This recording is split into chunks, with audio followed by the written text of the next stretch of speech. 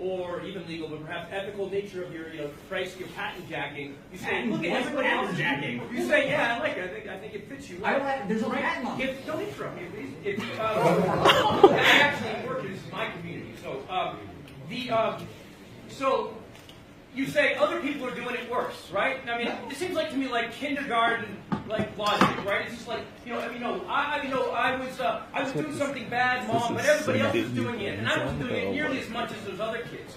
So and that seems to be your recurring defense whenever someone raises an ethical problem about your price jacking, your patent jacking. I mean, I've read before coming to this research. I didn't really know who you are, before we heard all the buzz about this event, right? But I read up on you, and a lot of doctors, and a lot of experts were saying that despite your claims that you made it possible for people to get your pills for free, people died because of the price hike. Now, you can blame it on the insurance companies and the bureaucracy, but when you're dealing with underprivileged people who don't have the money or even don't speak English, you put up extra hurdles, right, for people getting something they need to live. It seems logical that some of them may die, right? And that's what a lot of the experts say. So my question is to you: have you done hard research on how many people have died as a result of your action? And I want to propose this to the whole group, actually. The argument that everyone's doing it doesn't accept the individual, but also we can hate both the game and the player. And so my final question is, why do we need people like you in the system? Why couldn't we run it publicly? You clearly have made the system work for yourself, but what have you done for actual human beings on this planet besides profit from a system that we all imagine, we all know is fucked up? That's it. Thank you. Did you see I don't know if you were listening either. I wonder if you were listening. This, Could you send it to me? I was late. I was outside protesting. Oh, good job. Really? That seems strange to me that you would not listen to the presentation, but you could criticize it. I asked a question based on what I heard. Well, you sound pretty critical. I'm inclined. This is do you have any U.S. patents? Not yet, no. Have you filed for U.S. patent? No, I have not. Yeah. So this drug is going to save. Shut up for a second. I was quiet while you talk. This drug is going to save 5,000 kids' lives. Okay. So you asked me what I've done for healthcare. I've done about 15 of these. What have you done for healthcare? I mentioned that my drug, Daraprim, nobody's died from it. Why? Because you don't understand healthcare. If you look at this drug. And again, I understand that this is a big chart with a lot of numbers, and it requires you to think a little bit, but this is the second person in the room who won't think about it. Daraprim is the cheapest drug, second cheapest drug on this list. And not only that, what's the lip? Last time I heard you say, you're shaking your head. The number was 65,000 the last time I watched a video with it, so now it's down to 20,000. No, it's the same thing. It's just you have to appreciate subtlety and nuance. It's an important thing. But listen, please, quiet down now. The list price of the drug is $75,000. If you take 40 pills, it's roughly $60,000. The price that you're familiar with. The net price of the drug, net of all giveaways, which 2/3 of our drug is given away, is $250, which is an adjusted price of $20,000. You have to think about both contexts. I don't interrupt you at your speech.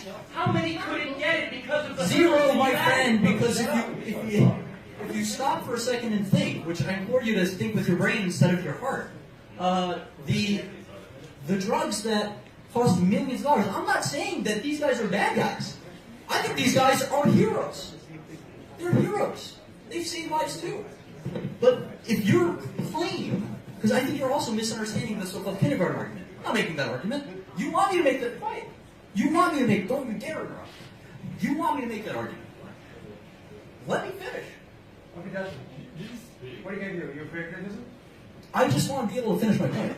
Yeah, well, go ahead. Does it look like I'm afraid of criticism? I have to take a stance on the kindergarten argument. I didn't necessarily Let me explain it. Right? So, which side are you on there?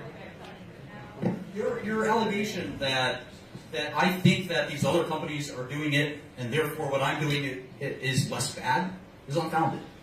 I don't think that these companies are doing a bad thing in the first place.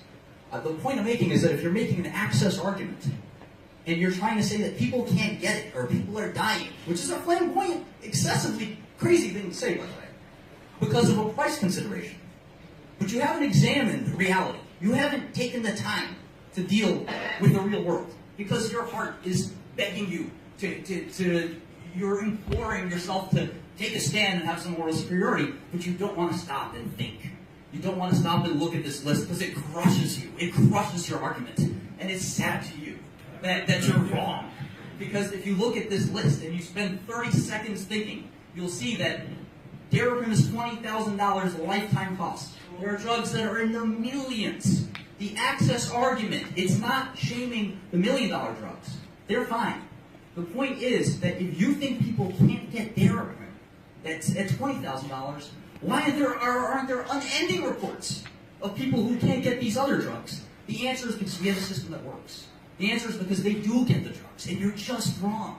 And it's okay to be wrong sometimes. But don't let your emotions overwhelm your ability to think. So are you contending that people in the United States don't die by the thousands as a result of lacking access to health care, including pharmaceuticals? Yes. And I was the CEO of 2 large drug companies. I would have a little bit of knowledge on the subject. Google that.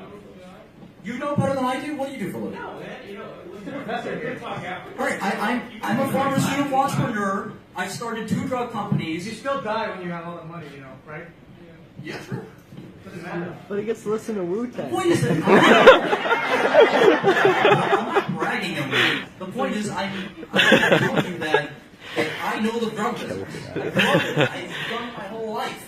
So I don't know what a professor knows more than I do about pharmaceuticals. You teach for a living. Can I ask you a charitable question? Like, literally, if there wasn't money, millions of dollars in it, would you still devote your life to trying to find Yeah, be a scientist. Okay, you would. I actually believe that's true. As someone who works at a public university, right? And there's nothing about pharmaceuticals that you teach. I believe that the greatest breakthroughs in science and elsewhere come through. He's actually a professor. My question is, you should do your Man, you know they say those who can't do teach. Oh my god. If you why don't you try to start a drug company? Look at how easy it is to make these medicines. Look at how easy it is to make a price. It's really hard, and it's insulting when you come here and cast, I feel bad for your students and for this university for employing you. Because at the end of the day, a good professor knows not to talk about things that he doesn't know about. I don't go and teach classes in French, or in Japanese, or on American history. I know pharmaceuticals like the back of my hand, better than anyone. You? What do you know? What do you even teach? All right, we're gonna wrap it up. All right, everyone. Thank you so much for your time.